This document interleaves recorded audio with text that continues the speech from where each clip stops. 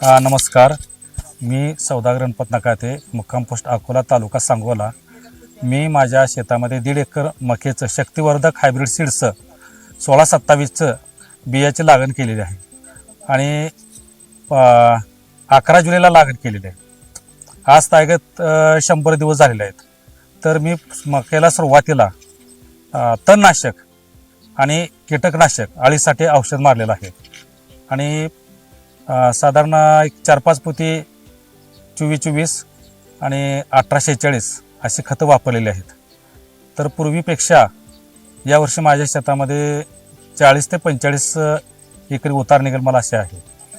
ही माझ्या शेतातले जे मक्याचं कणीस आहे, या कणसाला जवळ 16 लाईनी आहेत. अतिशय चमकदार असं बी आहे. एकूण 16 लाईनी आहेत. अतिशय चांगल्या क्वालिटीचं बी आहे.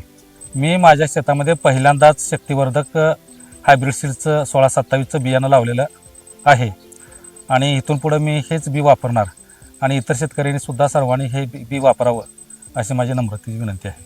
पहिल्यांदाच माझ्या शेतामध्ये हे शक्तिवर्धक बियाणं लावलेलं आहे आणि हे माझ्या दृष्टीनं हे अतिशय सर्वात चांगलं बी आहे. सर्वात बी चांगलं आहे. तरी सर्वांनी हे बियाणं आपल्या शेतामध्ये वापरावं, लावावं ही माझी इच्छा आहे.